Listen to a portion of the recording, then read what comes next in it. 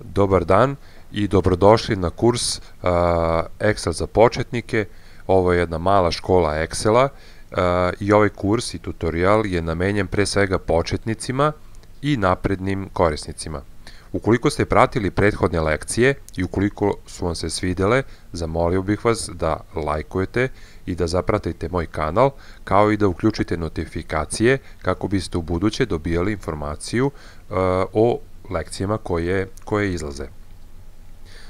U prethodnoj lekciji govorili smo o referencama ćelije i o opsegu ćelija, a u današnjoj lekciji govorit ćemo o kreiranju osnovnih formula u Excelu, odnosno o osnovama kreiranja formula u Excelu. Ono što je bitno da znate, znači sve dok vi znate šta je to što želite da uradite i koji je, ajde da kažem, krajnji cilj i rezultat toga što želite da uradite, Excel će to uraditi za vas. Samo vi morate da mu zadate prave komande i parametre i da upotrebite prave funkcije kako biste došli do željenog rezultata. Ovde sada u našem Excel fajlu imamo našu, da kažem, tabelicu, ako mogu tako da kažem. Još uvek to možda ne liči na pravu tabelu, ali polako je gradimo i radit ćemo, što se kaže, malo sabiranja, malo matematike i ono što je bitno, znači svaka formula, svaka kalkulacija u Excelu počinje znakom jednakosti, tako da mi želimo sada da izračunamo koliko su ukupni računi za mesec januar, februar, mart, april, kao što želimo posle da izračunamo koliko je ukupno potrošnja struje, odnosno računi za struju za januar, februar, mart i april. I to ćemo upisivati u ove, da kažem, redove. Znači, sabiramo. Ovde želimo ove vrednosti ukupne kao i ove vrednosti.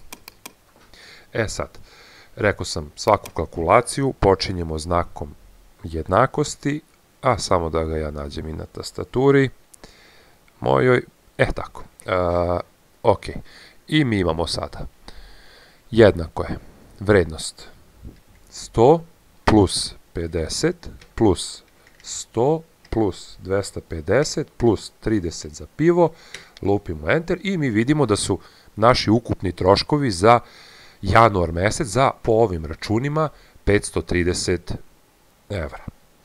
Ok, kada pogledate, ovo je jedna, da kažem, da se vratimo na ovu formulu, vidite je ovde. Ovo nije problem kada imate par podataka, par parametara, kao što u ovom slučaju mi imamo tako 1, 2, 3, 4, 5 parametara koje smo sračunali i kada su ti parametri, da kažem, fiksni. Svakako, zamislite kada imate Excel tabelu u kojoj imate stotine ili hiljade redova, mislim, ovaj način svakako neće biti dobar i nije odgovarajuće, to je i suviše kompleksno i nikada ne biste završili. Druga stvar, šta ako recimo u ovoj kalkulaciji, ako dva puta kliknem i ja sada, na primjer, umesto ovih 50 sam ukucao 500, ja sam na kraju dobio tako pogrešan rezultat, znači cela kalkulacija pada u vodu. Ili, na primjer, šta ako želimo da updateujemo vrednost računa za telefon, da umesto 50 upišemo 100. Samo da obratite pažnju, da li će krajnji rezultat da se promeni?